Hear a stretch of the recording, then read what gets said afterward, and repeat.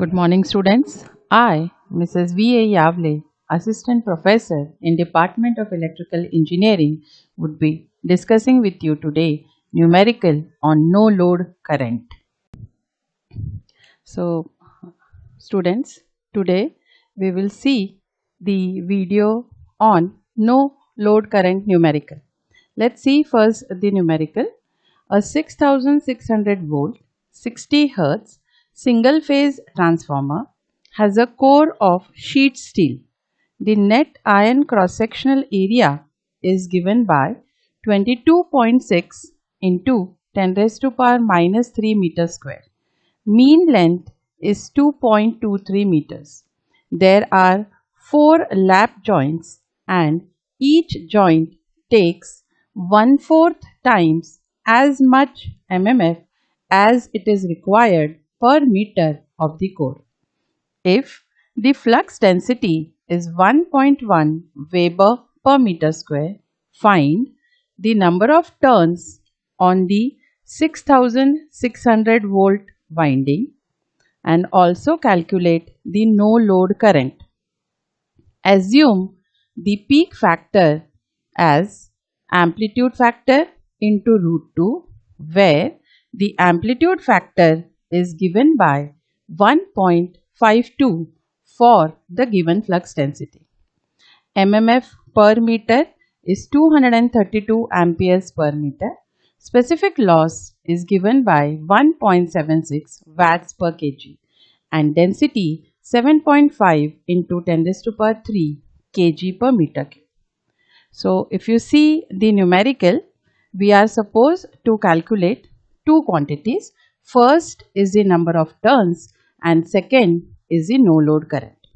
The important thing that we have to see in this is, this one is a single phase transformer.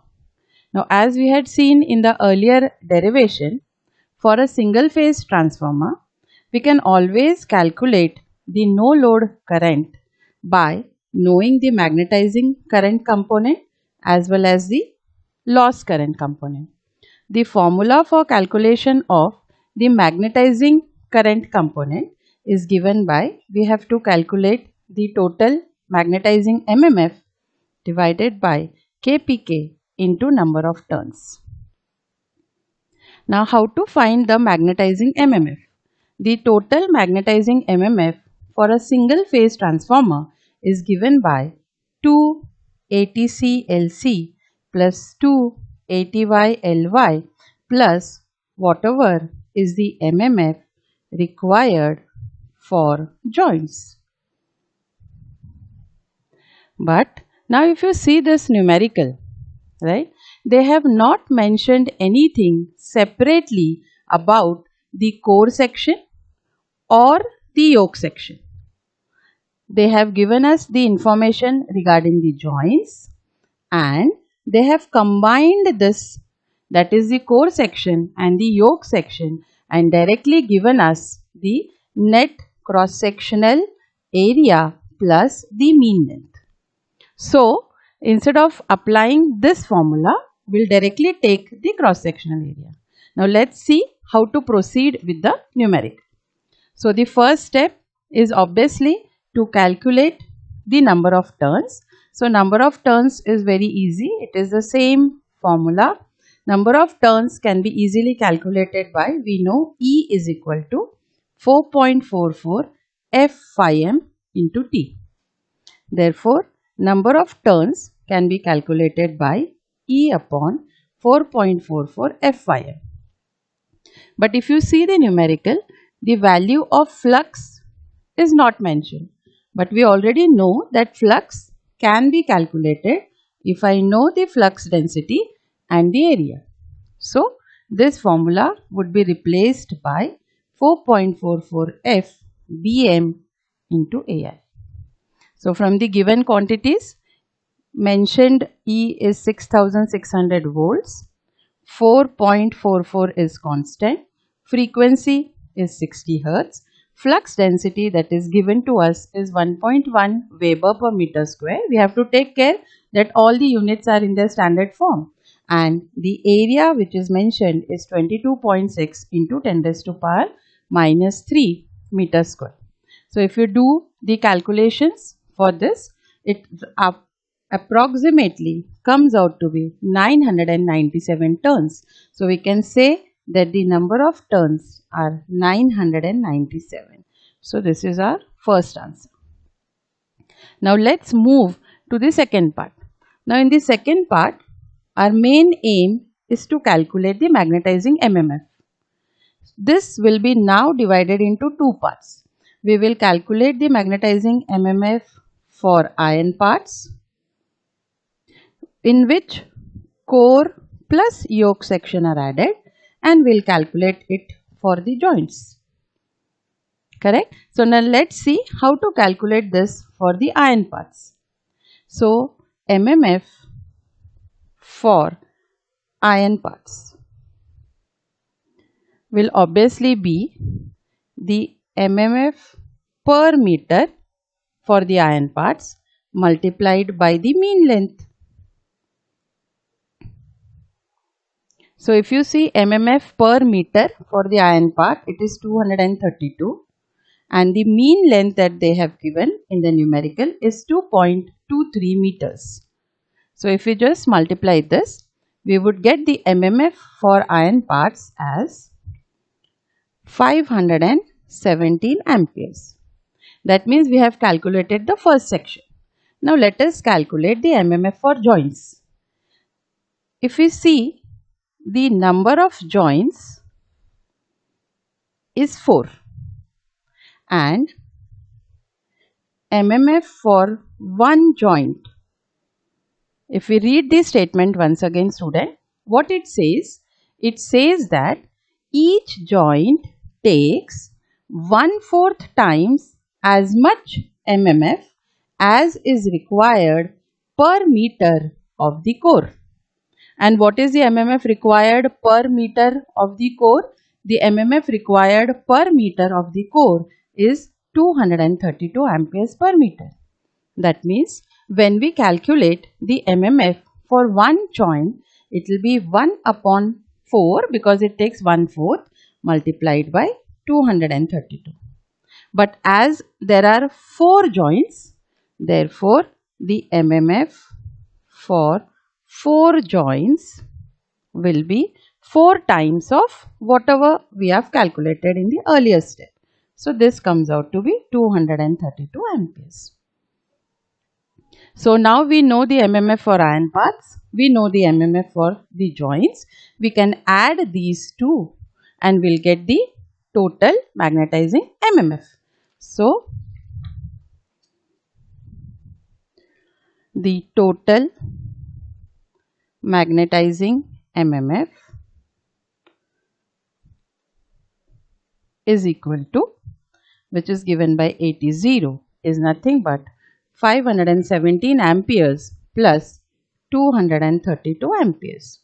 So it comes out to be, if we just add it, it comes out to be 749 amperes.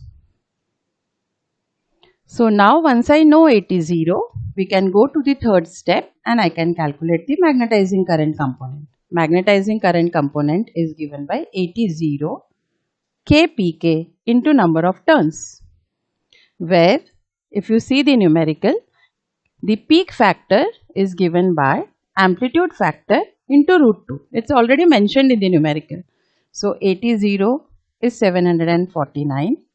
kpk is the amplitude factor multiplied by √2 into the number of turns.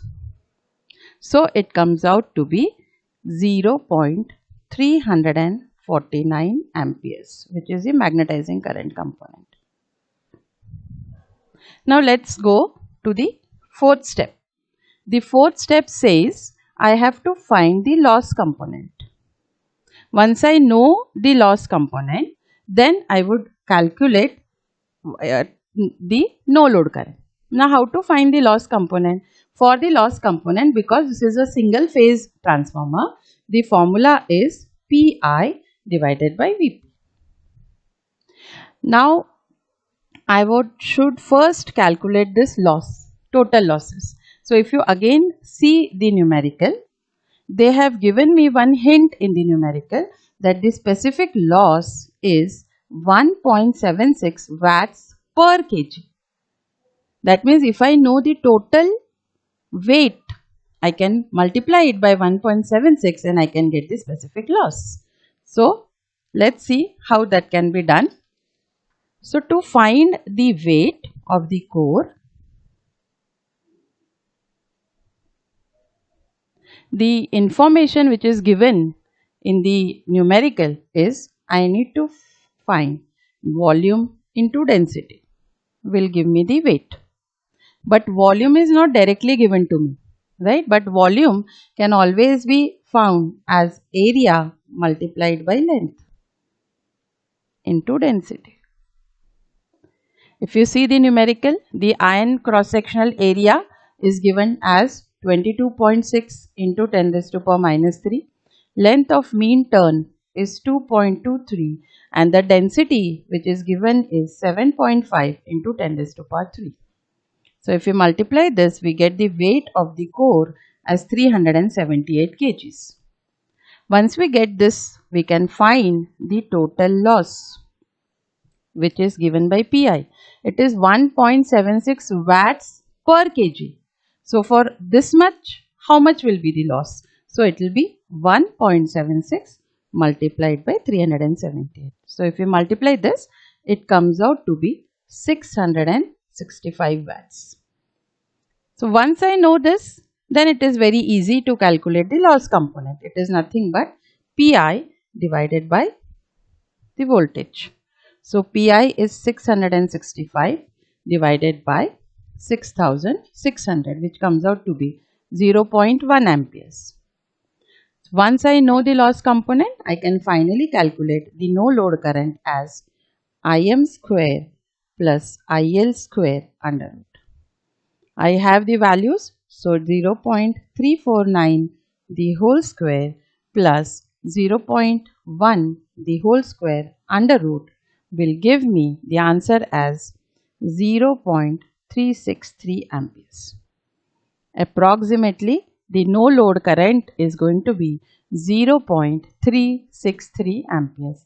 Little bit of variation when you compute it using your calculators can be there, but it should come near to 0.36 amperes. So I hope students that you have understood today how to calculate the no load current from the given data.